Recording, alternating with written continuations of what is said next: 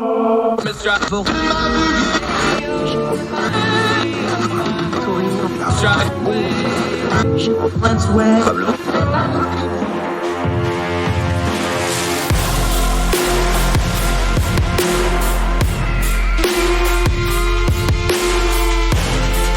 your host, Andrew Donaldson. This is Heard Tell. So you might have heard tell that there's been quite a bit in the news about Portland, Oregon over the last few years. In fact, the viral images and the videos and the news headlines from certain parts make it look really, really bad. Lots of violence, fires, fighting with police, injuries, even a few deaths. All this is very disconcerting, but what's the actual story of what's going on? In fact, Portland has such a long and varied history of protesting, it's hard to tell when this current cycle of violent protests actually even started. But is everything we're seeing accurate? Is the story we're being shown on the news and in viral video clips the whole story? Well, it doesn't seem like it, because certain factions on the right are telling us that there's absolutely an out-of-control city and it's a burning, smoldering ruin and nothing's ever done with the protesters. Well, that's not true, because just last week, a man was convicted of first-degree arson for setting a dumpster fire. Not the internet meme or the running joke of something being a disaster, an actual literal dumpster fire, which he pushed up against the plywooded windows of the DA's office. He's now going to prison. It's also not true that the police are completely out of control and doing whatever they want. Just this last week, a grand jury indicted a member of Portland's Rapid Response Team. That's the crowd control unit. The Rapid Response Team responded by all of them resigning from their voluntary positions on that crowd control team. So what's actually going on here? Well, maybe this is an incident of national media and social media not doing a great job of getting to some of the core reasons of what's going on in Portland to give the rest of us proper information. So what we're going to do is we're going to talk to two people who actually live in Portland. They're very good friends of ours. Burt Likko is a lawyer. He actually works downtown Portland. He was very close to the area where a lot of those viral videos were filmed during the worst of the protests turned riots. Tod Kelly is a longtime Portland resident and a longtime friend of ours and a writer for places like Mary Claire International and Daily Beast. He also produces shows in Portland and is tapped into the culture and arts scene. We're going to ask both of these friends of ours from their perspective on the ground, from having been there during most of what we've seen, what's going on, and their perspective on why it's happening and the responses of what's happening, and how the reality differs from the videos and images that we're seeing. I hope will be enlightening. One thing you always want to do is you don't ever want to paint a broad brush. So for the people portraying Portland, Oregon as just this burning hole in the ground where nothing's going on but violence, that's not completely true. But there are very real problems here, and the real problems that are involved are being drowned out by people's misperceptions and, frankly, people using it as their own personal narratives. So we're going to turn down the noise on the Portland protests and riots, everything you've seen and heard about what's going on in Portland, and we're going to give you good information from two people that actually know what they're talking about, that are on the ground there. And I think it might surprise you and change your mind a little bit, not only about Portland itself, but how media and social media are reacting to stories in our day and age. Burt Likko, Tod Kelly, coming up next, right after this on Heard Tell.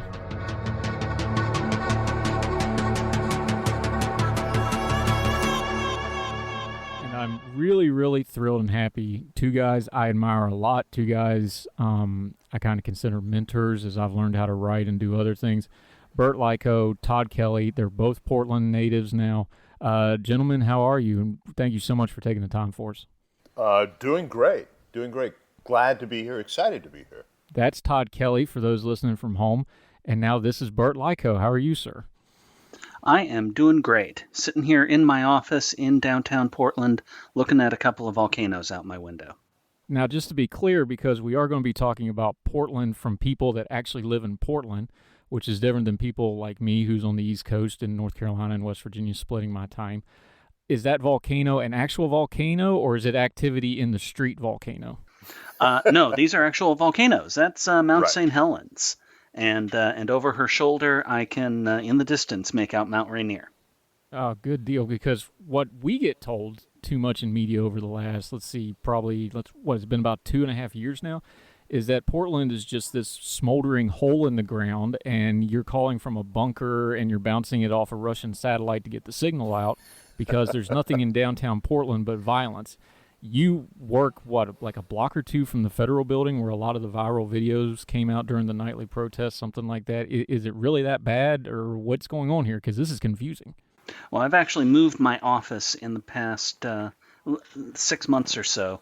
Got a better deal to a place maybe 5 blocks down. The different warring factions ignore this block, so I'm usually able to dodge all of the bullets and the tear gas and make my way safely undercover to the underground garage, and then I can get some work done. Yeah, I mean, we're kind of joking about it, but Tod Kelly, you've been there for a long, long time. When he says ignore a block, is it that literal? Like, I know it's organized because it starts about the same time every night. Is it really like, hey, it's going to be this block tonight or this building tonight? Is that really how this kind of goes down?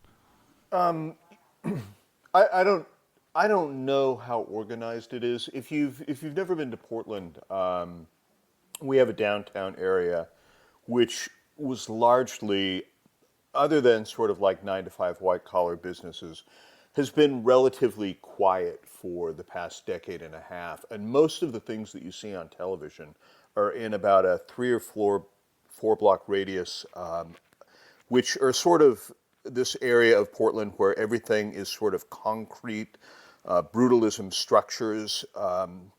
And sort of the assumption is that the reason why the city has sort of let people do whatever their cosplay has been sort of during the pandemic has been that it's essentially been sort of a giant playpen. There's only so much damage that they can do in this area. And whether or not it's a good decision, I think the police have decided that sort of rather than going in and busting too many heads, to sort of let the various factions do their thing every night and then go home. But I will say this, like most people who are in Portland have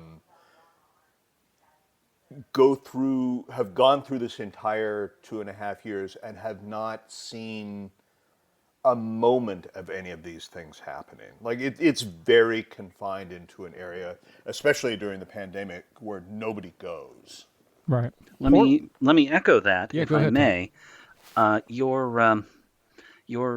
Your listeners can go to Google Maps or whatever other mapping software they do and look up Chapman Square, Portland, Oregon, and they will get a block-by-block map that zooms in pretty close. And you will see that the area where all of these protests have happened is 3 blocks, not particularly large city blocks as these things go, right in the Civic Center. They're all right next to one another. It looks like 3 public parks. It's really kind of one extended park with some roads going through them. In front of the courthouse, the police department, the other courthouse, and City Hall. That's where it all happens, and that is it. Like Todd said, there's 98%, I would say, of Portlanders haven't seen a moment of violence because very few Portlanders go to this 3-block area of town at night. Now, Burt, you've been there a lot. You've been there a little shorter than Todd, but before we delve into the specifics of this, Portland actually has a pretty unique history when it comes to things like protesting. This is something that's viewed maybe a little differently inside of Portland than, other parts of the country that maybe doesn't have the history. Todd, you've probably been there longer, but Burt, you've been there too. Portland does have kind of almost I don't know if a civic pride, because obviously they don't like the violent part of it, but protests are seen a certain way inside of the culture of Portland, aren't they? I would agree with that. I don't know that I would argue that is why what is happening in Portland right now is what's happening in Portland right now. Although it probably does have something to do with why the city has been reluctant to come in too hard and heavy to try and put a stop to it. Is it a fear of, obviously, and you guys love your city. Burt, you wrote Piece After Piece for us when you were going through the process of deciding to move to Portland, how you kind of fell in love with the city as a process. You guys love your city. You take pride in your city. You obviously don't like the optics, but there's been a decision made, for better or worse, that however bad these optics are, police cracking heads in the street or maybe worse types of violence elevating above that would be an even worse optic and a worse outcome. Isn't that kind of where we're at on a lot of this? Well, in terms of the protesters, that decision got made in 1972. Okay, why 1972? That is when a case was decided by the Oregon Supreme Court called State versus Robertson. I'm sorry, 1982, not 1972, 1982. Okay. And that interpreted Oregon's Constitution and its free speech clause to say that unless there was a recognized exception to free speech in the federal Constitution in 1859, then it is permitted speech under the Oregon Constitution. That's one of the reasons why Portland has so many strip clubs and is nationally famous for that variety of entertainment. And that is the reason why the city largely has its hands tied about restricting protester access to public areas. This is a very expansive definition of free speech, so the city legally has to do a lot to accommodate people who are going to come here and engage in acts of public expression. You can certainly regulate and try and prevent violence, but you can't preemptively stop people from showing up because you suspect that violence will result. And I assume some of the organizers of these protests, they're very, very aware of that, are they not? And that's probably part of what we're seeing is they know they have more room to operate in Portland than maybe some other places. I'm not talking everybody, but maybe the more bad faith actors or the more organized folks. Would that be the case then? I strongly suspect so. You'd have to ask them, and I doubt they'd Right. give you an honest answer. I but suppose yes, not. when you come here, you're going to get a lot more leeway from the government simply because that's been the law of this state for nearly as long as I've been alive. Well, to ask the Philistine question then, Todd, because you're a journalist, a writer, I'm sure you look at this. How should this be covered? Because that's the first time I've ever heard, and I follow this stuff pretty decently closely for an amateur. That's the first time I've ever heard that, no, they're legally bound by this Oregon-specific law on what they can and can't do. How would you think they should be covering this? Because the way it's covered now is nationally, it's either they try to shove it into an ongoing national narrative of other places, or it's getting used as a bloody shirt by far-right people of the cities are out of control and there's not a whole lot of middle. I know the answer, but just why is it not covered that way of like, hey, they can't do anything because of this, and this? The reason that it's not covered that way is essentially one of finance. Yeah, I'm gonna go slightly far afield, but I promise I'll come quickly back. Sure. Sort of what you're seeing in Portland right now is an amalgamation of a number of different things that have building for years. Because sort of when you talk about the issues that we're going through with violence, there's a lot of stuff going on. There's race. There are some economic things. There are people being pushed out of the city due to gentrification. There's the homeless issue. There is issue of mental health where budget hawks a couple of decades ago decided that the way to deal with people who are having mental health problems was to put them out on the street.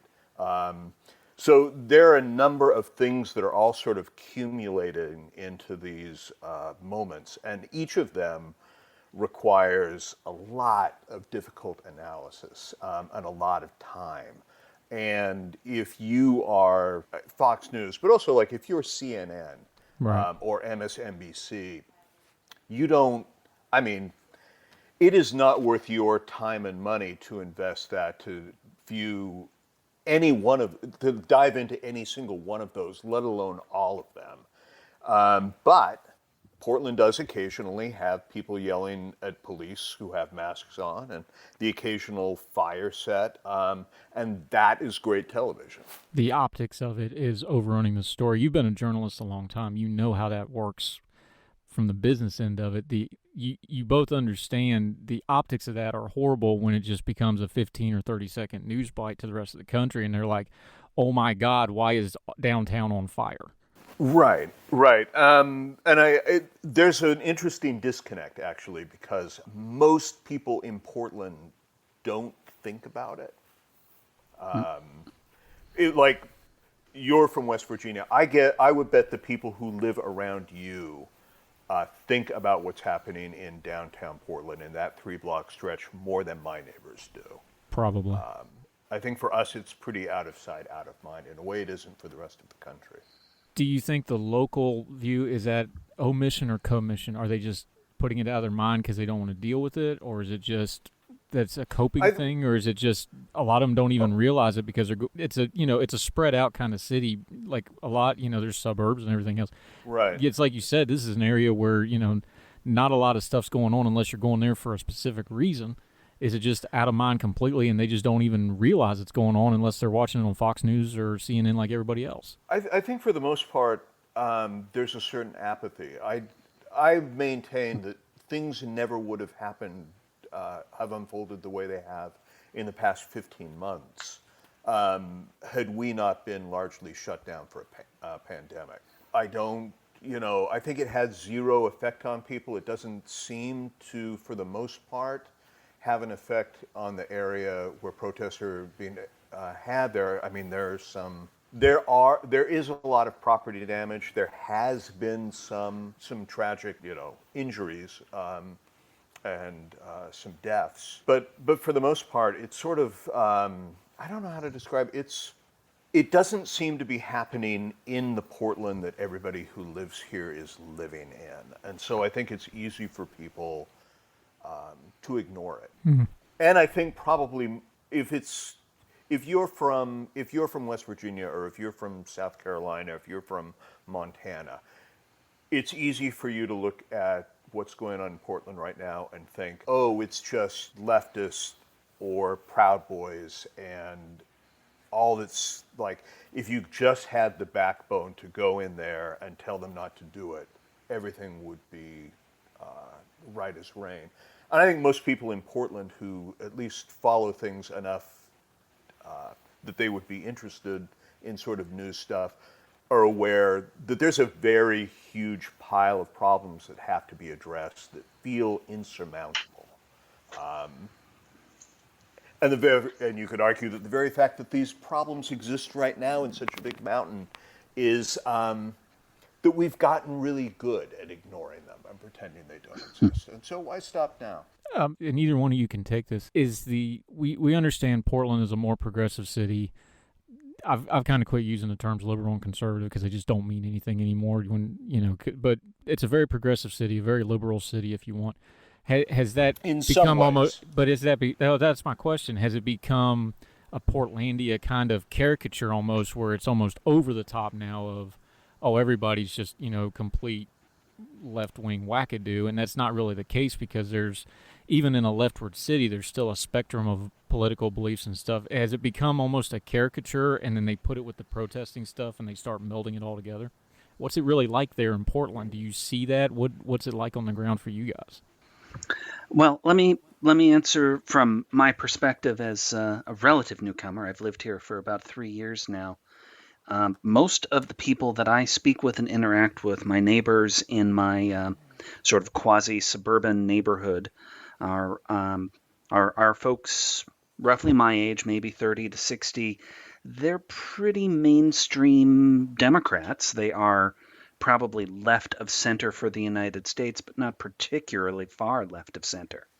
But what we see here, and I think you will see specimens of this all over the country, is that the louder, more extreme elements are just that. They're louder and more extreme, so they tend to become more newsworthy.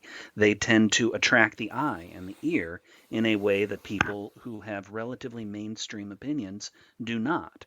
We know what a standard ordinary Democrat thinks about things. We know what a standard ordinary mainstream Republican thinks about things. The ones who are willing to articulate more extreme points of view and say more outrageous things, these are the ones that make it on TV. These are the ones who get quoted. Right. That can create the illusion that those sorts of opinions are dominant, that those are the sorts of people who are running the debate. And I think that is particularly true here, where we have enhanced freedom of speech, where we have a cultural tradition of people articulating sometimes non-standard points of view.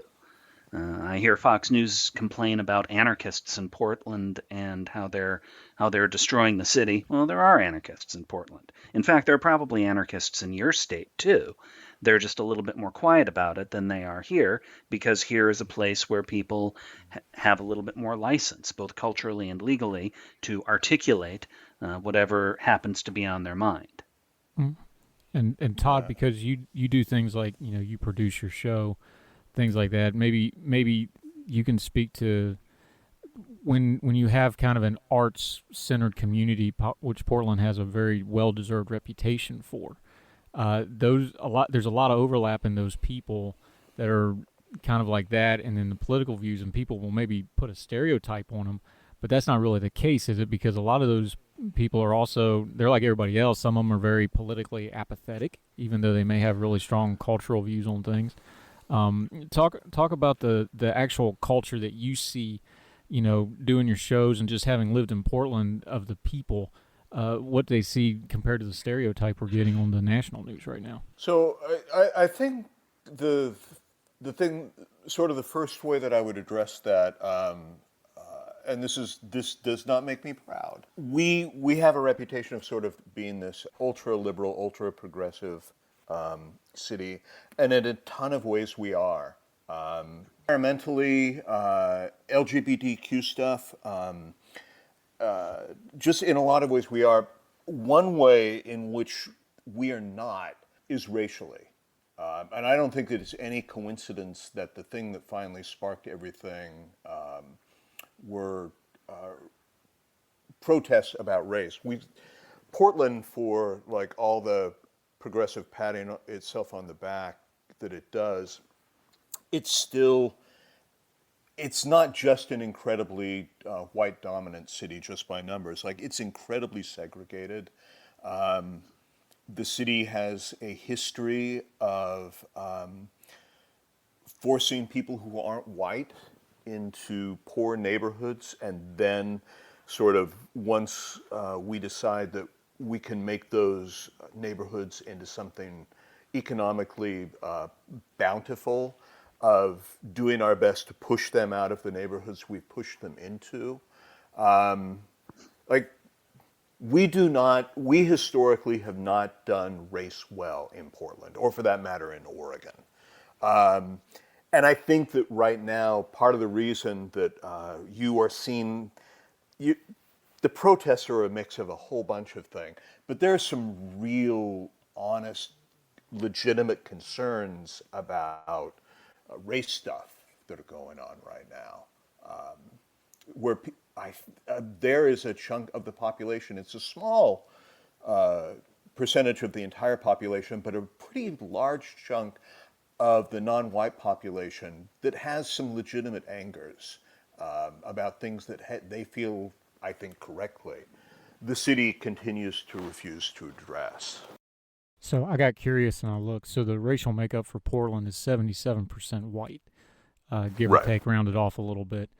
For comparison, Fayetteville, North Carolina, where I keep a home, the racial split is 44, 42, 10. So you wouldn't think of a smaller city like that, and you think of Portland being a very progressive city. But speaking to your what, you can easily see just looking at the demographics that, yeah, I can see where this is going to be a problem. Yeah, and I don't know what it's like in your city, but the thing that I always think about when I think about Portland and race is when my son was in high school and he played sports, and we would travel around the city to like different schools, and you do they play these different schools, and it would be all white parents, all white kids, all white parents, all white kids, all white parents, right. And then there'd be like, here's a school and nobody on the team, and none of the parents are white, and not in in neighborhoods that are perhaps more economically disadvantaged than others, and like, I don't think that happens by accident, and so yeah, we like to think of ourselves as progressive, and in a lot of ways we are, but in this particular areas we're just not. and historically have not been. No. I'm a member of some professional groups, and we just had a class a couple weeks ago where we learned about the history of redlining and the very, very durable effects of economic redlining, which is the way that these families, people of color, have been herded out of most of the neighborhoods in Portland and concentrated into just a few. And even now, they're being forced out of some of those neighborhoods because those neighborhoods are gentrifying. There was an old Yeah. joke I remember as a kid. Eddie Murphy joked that whatever city you're in, if you're on Martin Luther King Boulevard, you want to get out of that neighborhood. That is not true in Portland. Martin Luther King Boulevard is gentrifying and turning into a very desirable strip of the city to live in, to set up your funky shops and do all of the cool Portlandia things on. Right. And one of the effects of that is the African American families that have lived there for generations are being squeezed out. They can't afford the rent anymore because it is becoming so desirable a place to live. So put your lawyer hat on for a second, Bert. Mhm. When we're looking at things like the protests, you talk about things like they have a lot of legitimate issues. Let's give the protesters a benefit of the doubt here. They got some legitimate issues. With your lawyer hat on, just explain to folks, because all they see is the worst of the images, like we covered. Legally speaking, where's that line in Portland? Now, we know we have expanded free speech rights, but obviously when the violence comes in, these sorts of things, legally in Portland, where's that line? So when people are seeing these images, they go, okay, that's where it's too far, and that's where decisions are being made. Just as a legally speaking, where's the line between protesting and breaking the law for Portland? That is going to be largely the same as the Brandenburg Standard. I know a Okay. couple weeks ago on this program you had my colleague and our mutual friend M. Carpenter on, and she spoke a Yes. little bit about the Brandenburg Standard. Speech that incites imminent lawless activity, and imminent means immediate, right now, as sort of an instantaneous reaction to the speech. That is where the line gets drawn. So where do you do that? How do you define that in practice? Obviously, you've got to look at the speech when it's going on in context. So let's say you have a member of Rose City Antifa sitting around a bar with his friends, and he says words like "all cops are bad." That's not going to be that's going to be protected speech anywhere in the country.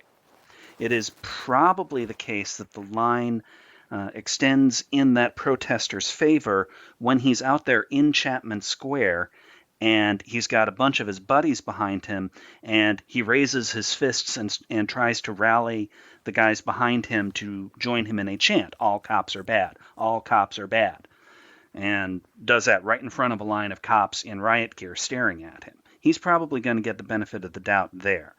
When he says all cops are bad, raises his fist, and starts running at one of the cops, you've probably crossed the line there.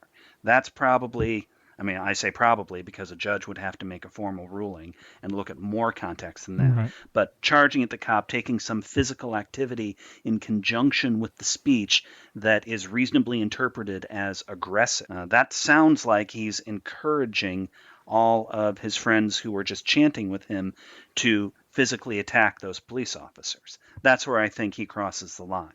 And now he's no longer engaged in political speech.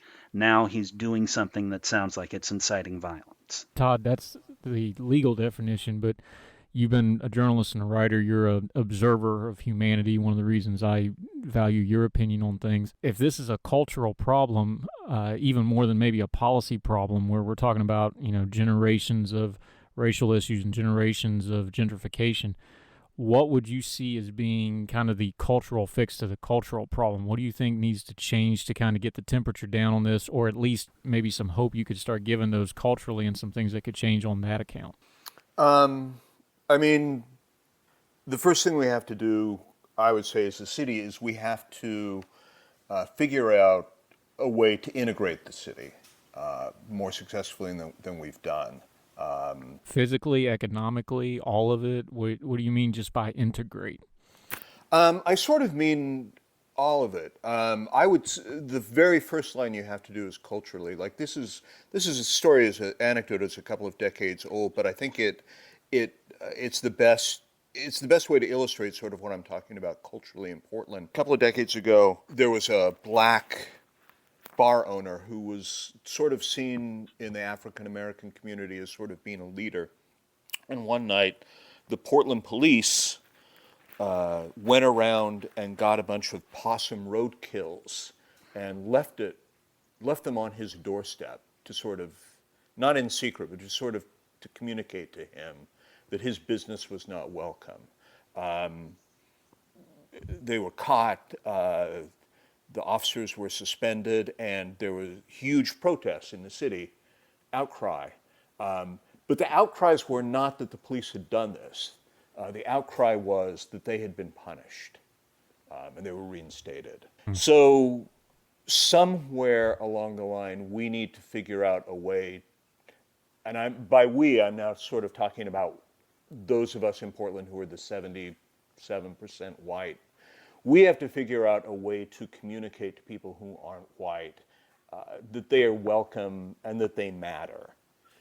Until we can do that, and I still don't think we're particularly good at it, then I don't see how anything happens. And I get that what I'm talking about is sort of very woo, feel-good stuff. But I think that has to happen first. And after that, I think we need to figure out how do we get more African Americans engaged economically in the city, and how do we find a way for them to physically integrate their homes and businesses with everybody else in a way that doesn't freak white Portland out. Burt, just so we can put a kind of a positive spin on this, though, but you wrote about why you decided to move to Portland. You actually went through a search of places to move. So to paint the city in a more positive light, because it's been a little bit of a heavy topic, talk about some of those things that attracted you to the city as a newcomer that made you, frankly, fall in love with it, make your home there, and you've been very, very happy there for the last couple of years.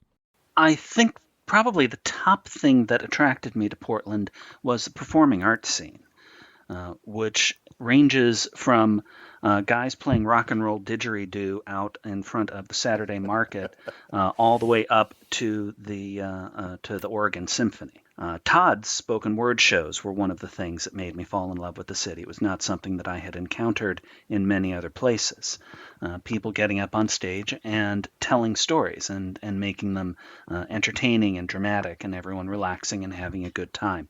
The live music scene, the local drama scene. There is a very thriving culture of plays and other kinds of performance art available.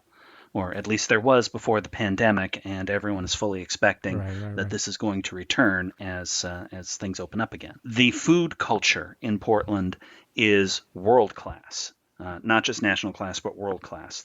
Portland is properly considered a food destination for people from around the globe, and not for nothing is Top Chef doing its most recent series of shows based here in Portland. The tremendous number of public parks that are around this city, and they are very well maintained, and for the most part, they are very, very safe. A lot of people don't go to public parks in their own cities because they don't feel safe in them. I feel perfectly safe and happy in almost every public park that I've been in, and they look good, and they're full of these beautiful Doug fir trees and well-maintained grass, and people are out playing with their dogs off leash all the time. And there's modern, updated playground equipment for the kids to play on. The thriving public transportation network. Now, I did not have to drive my car to come downtown today. I was able to take a very convenient public transit system. It's affordable and gets me around town almost as quickly as if I were to drive. And, it doesn't reach everywhere in the city. Not everything is perfect about it, but you can get where you want to go, and you don't even need a car to get here. There's a thriving alternative transportation scene as well. lots and lots of people ride their bikes to work, and there are greenways built in the city and lots of dedicated bike paths. When you get your Oregon driver's license, you need to pay special attention to the rules about sharing the road with bikes, and we care very much about people doing this both from a greenness perspective, a health perspective, easing traffic. The benefits of doing this are tremendous. And of course, it's beautiful here. This is, and particularly now as we're moving into summer, I think it's paradise. Green trees everywhere, open flowing water everywhere. Having moved here from the California deserts, that really is paradise to me. I love getting up into the hills and into the mountains and hiking and seeing the tall Doug fir forests and looking up and seeing one of the hundreds of waterfalls that are destinations for the various hiking trails around. I love getting out and drinking the craft beer and all of the wine and the craft spirits that are made around the city. There's no way you weren't going to talk about the beer. I just knew it was coming. Well, I was saving the best for last.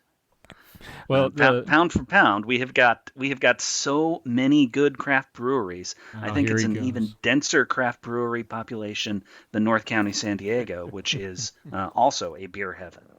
Well, I'm surprised you don't have a beer podcast at this point. Everybody else got one. Todd, real quick, what would you like to bullet point someone of what Portland is, especially somebody that maybe only knows it from all the bad news we've been seeing in the viral videos stuff? Hey, this is what we're really about. We know about the art scene, we know about the food, but this is home to you. How would you pitch it to them? The way I would pitch it to them, and I should be very clear, like I can be Portland's worst critic, but the things that I talked about today, it's not like those are Portland-specific issues in this country. Sure. You find those issues no matter where you go.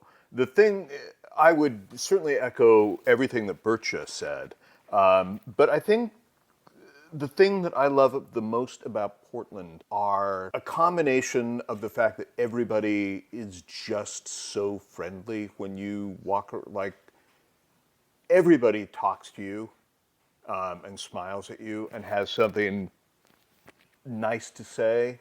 But I think more than that is Portland is the only city that I have ever been to where you have all the culture, all the food, forests, mountains, like all the things that you can do in some of the major metropolises in this country, but you can get to any of them in about 20 minutes. I think LA has a great food scene, but it might take you an hour and a half to get to the restaurant you really want to go to.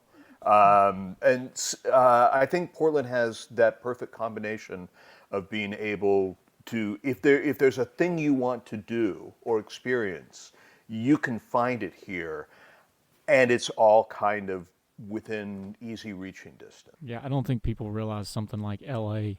We used to joke when I lived in Vegas, it's like you can get from Vegas to L.A. faster than you can get from L.A. to the beach. They don't realize how spread out, and then I don't think Portland quite qualifies as a walkable city. You can correct me if I'm wrong, but it is a lot more kind of livable type city from what you and our other friends that live out there have told us. It's maybe not walkable, but it's definitely a standard of living kind of thing, right? Yeah, and not walkable from like one end of the city to the other. Correct. Unless you've got a lot of time. But most areas in the city have been planned so that you can walk to all the stuff you might, to restaurants, bars, stores, shopping, whatever. Most places, if you live in Portland, you have a smaller community of all of those things that you can walk to. Affirmed. I am able to walk to my grocery store. I am able to walk to several good restaurants just a few blocks from my house. I am able to walk to most of the things I need in my day-to-day life, except I've chosen to put my office downtown, so that's right. That would be a longer walk. Well, I hope that talking a little bit, we can kind of, maybe folks will put down the bloody shirt of Oregon and get on social media and actually talk to people from Portland instead of just hollering about it. So I appreciate both of y'all taking the time. Burt Likko, Tod Kelly. They're both on Twitter, at Burt Likko and at R.Tod Kelly. Gentlemen, the only thing that can make this better is if we get to do it in person someday, and I look forward to doing that now that we can all travel a little bit. Yeah, me too. Well, we'd love to have you out here and show you around town. I look forward to it. All right. Burt Likko and Tod Kelly, appreciate you, gentlemen.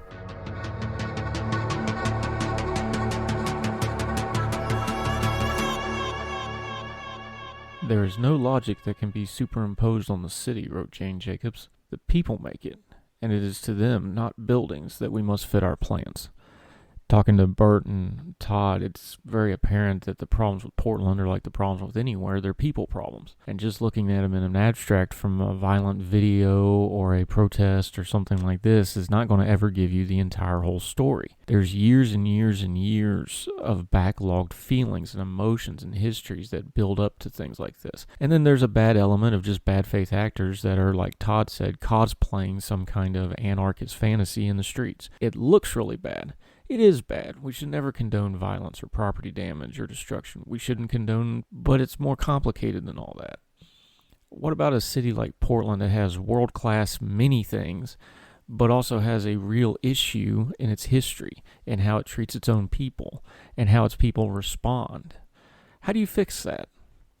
Well, there's no easy answer for that. There's no one podcast or a tweet or even a book that's probably going to give you an answer to that. But what those answers don't start with is perpetuating stereotypes and misinformation on what's actually going on. Yes, we condemn violence, no matter who's doing the violence or who they're doing it to. But in condemning it, we also need to understand why it's happening to try to prevent it from happening again. One more Jane Jacobs quote from The Death and Life of Great American Cities to wrap this up. Quote, "There is a quality even meaner than outright ugliness or disorder, and this meaner quality is the dishonest mask of pretend order, achieved by ignoring or suppressing the real order that is struggling to exist and to be served," end quote. The answers to our cities are not going to be found in talking heads that make national narratives or opiners on the internet who use them to fit into whatever they're pitching of the issue of the moment. People problems start with people. That means us. And whether you live in Portland or somewhere else around the world, whatever needs to change in your city and community, find a mirror and see if it doesn't start with you and how you perceive your own city and other cities, and most of all, how you perceive people, and start there. We thank you for joining us on this episode of Heard Tell. We are on all the major platforms now: iTunes, Spotify, iHeartRadio, Intune, whatever you can think of, we're on it. If you could please share that you've enjoyed this with somebody else. If you would leave a comment and rating when you subscribe, that would be great. That lets other people know that our little podcast is worth checking out. And we're going to keep working really hard to bring you conversations that turn down the noise on the issues of the day and get you information from knowledgeable guests. We'll keep doing it as long as you keep listening. And we thank you very, very much for it. So until we talk to you again, whether you're across the street or around the world, y'all take care of yourselves and each other. All the music on Heard Tell is provided under a Creative Content license from monstercat.com.